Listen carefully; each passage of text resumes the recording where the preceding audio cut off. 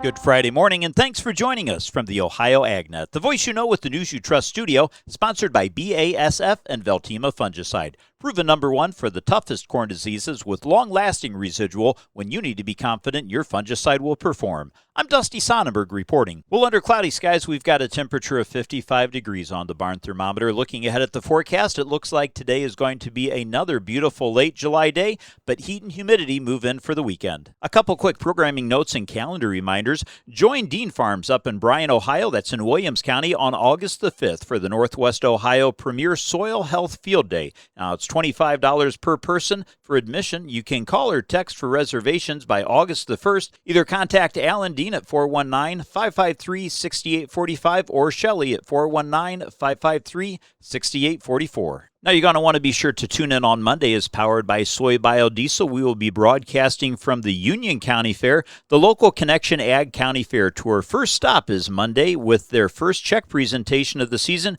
going to the Union County Junior Fair Board. And we'll be broadcasting from the Shelby County Fair. That broadcast coming up on Tuesday, thanks to Timpty Trailers. Check out their new location in Sidney, Ohio. Let's take a quick look at what's making the top headlines on the news feed at OhioAgNet.com. The Ohio Soybean Association is partnering with the Ohio AgNet and Ohio's Country Journal for two stops during this year's annual Hometown Tour, where attendees will get an inside look at the 2026 Ohio Crop Tour findings. The fourth annual Hometown Tour brings farmers together to discuss operating with tight margins, improving yields, and other timely production topics. And during the Crawford and Fayette County events, the Ohio AgNet and Ohio's Country Journal Crop Tour teams will present observations and yield insights gathered from the fields across the state. You can learn more right now online at OhioAgNet.com.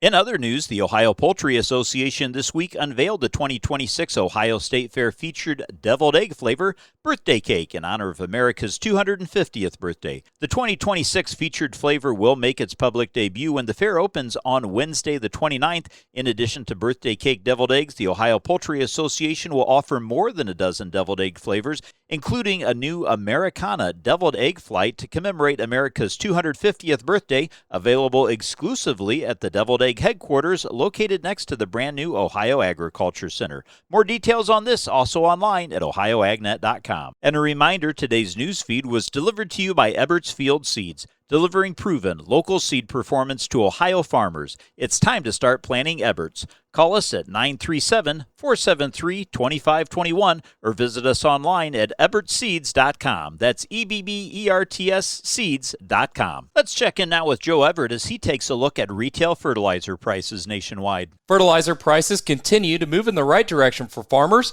According to the latest DTN Retail Fertilizer Survey, prices have now declined for 6 straight weeks, with most major nutrients costing less than they did a month ago. Nitrogen fertilizers saw the biggest drops.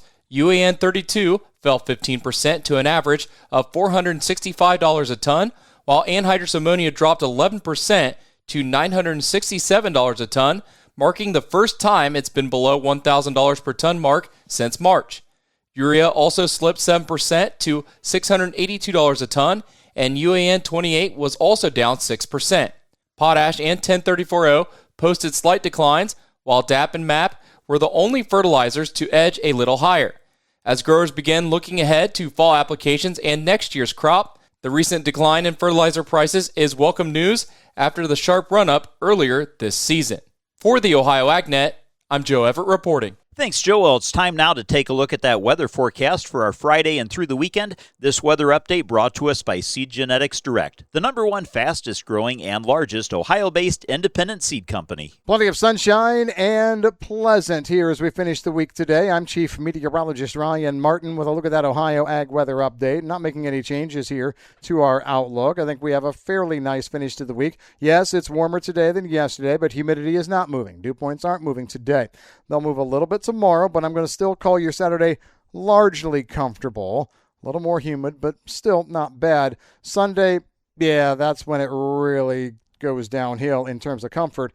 Dew points and humidity levels climbing quickly for Sunday. And on Monday, triple-digit heat indices are here before clouds increase. We see some afternoon showers and thunderstorms. Well, late afternoon, evening showers and thunderstorms for Monday into early Tuesday.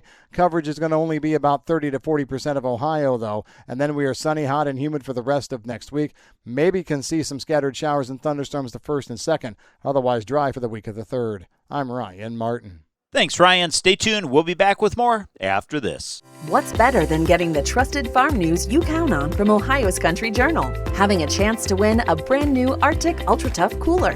The Ohio's Country Journal sweepstakes are back. Subscribe or renew your subscription today, and you'll be entered for a chance to win one of 2 45-quart Arctic Ultra Tough coolers. Just visit ocj.com/renew for official rules and to complete your subscription or renewal for your chance to win. Ohio's Country Journal, your source for Ohio farm news. Bomb would have been 31, sold them 30,000. Get ready to bid on the heavy equipment and vehicles you need in a Ritchie Brothers Midwest Regional Auction happening August 6th. Inventory is housed at Minneapolis, Kansas City, Chicago, Columbus, Detroit, and Lincoln locations. Choose from a wide selection of construction and transportation equipment. Don't miss this great opportunity. Visit rbauction.com/Chicago to sign up. Again, that's rbauction.com/Chicago.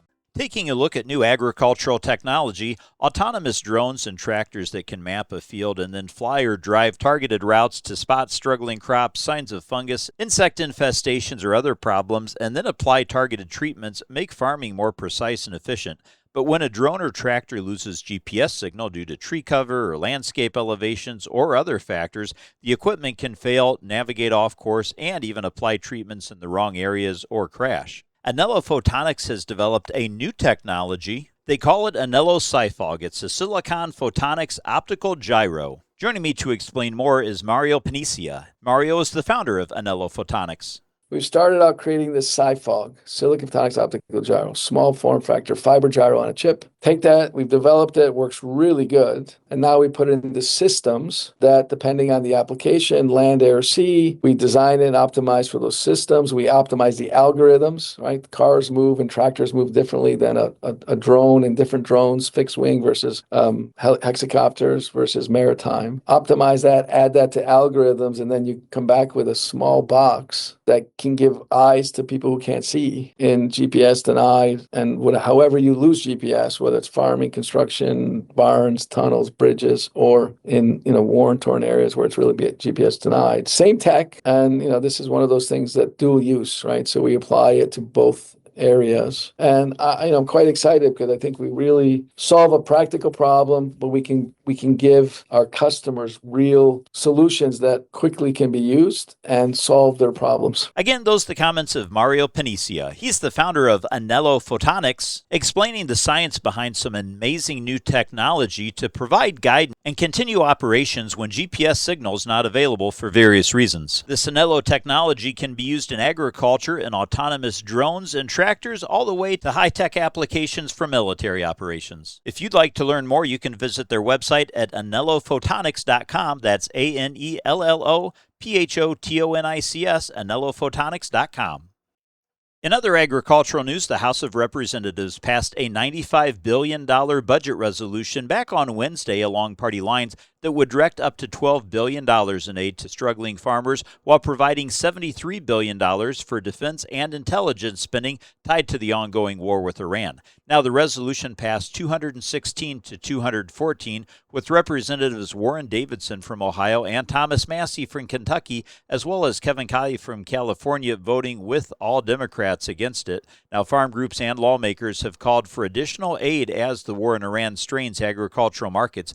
The American Farm Bureau Federation applauded the progress towards budget reconciliation. The National Farmers Union also welcomed the farm aid, but warned congressional leaders in a letter on Wednesday that funding the war with $73 billion could further harm farms. The rest of the farm aid was always tied to additional funding for the war since President Trump first created the proposal. The budget resolution gives the House Agriculture Committee instructions for spending. The committee's chairman, G.T. Thompson, had repeatedly said the dollars would go towards row crops, specialty crops, and sawmills. The Senate must now adopt its own budget resolution framework before actual legislation can be drafted. Now, also on Thursday, a group of 40 former agricultural government officials and farmer board members sent a letter to the congressional agricultural leaders. In it, they stated, quote, "The limited response to the farm economy by Congress does not match the extent and severity of the difficulty farmers are encountering every day."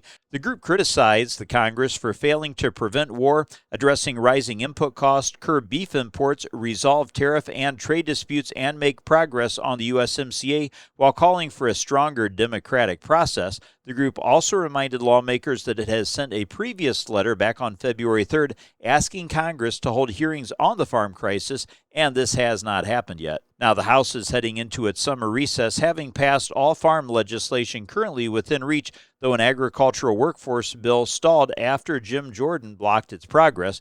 It also passed a short-term funding extension or continuing resolution through December 4th, a measure that funds the USDA nutrition programs and work for the U.S. Forest Service.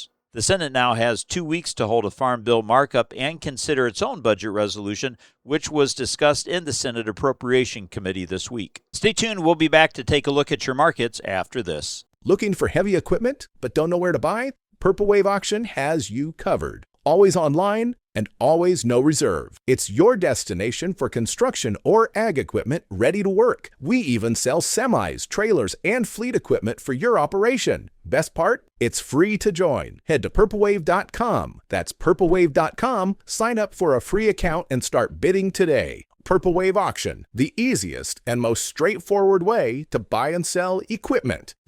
The way farmers get their information is expanding, and now there's a new dimension of farm news for the Buckeye State. Ohio AgNet TV. Learn from other farmers, see products and practices in action, and stay connected to what is happening both locally and nationally. Plus, watch expanded video coverage throughout the growing season and beyond, with regular updates from the field and stories that highlight the people, issues, and innovations driving Ohio agriculture. Don't miss a moment. Subscribe now on YouTube by searching Ohio AgNet TV, where Ohio agriculture comes to life.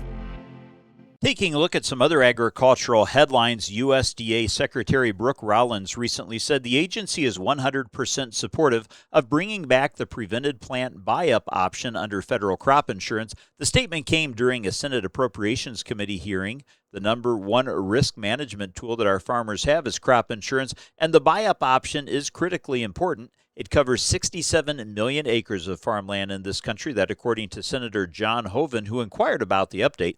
The Federal Crop Insurance Corporation removed the 5% buy-up coverage for prevent plant from the federal crop insurance back in December of 25. Now in June, the USDA Undersecretary for Farm Production and Conservation, Richard Fordyce, acknowledged the public response to the rule change, noting USDA received approximately 350 comments. Overwhelmingly, those comments were to reinstate the PP 5%, he said. Given the challenges facing farm country, we've worked very hard to restore this prevented plant buy-up option to provide our producers with an additional layer of protection when disaster prevents them from planting their fields, that according to Senator John Hoeven. Let's take a look at what's impacting the grain markets. Today's market analysis is brought to you by the Louis Dreyfus Company. Excited to bring a brand new soybean crush facility to Upper Sandusky, Ohio. Learn more about marketing your soybeans with LDC at 574-566-2113.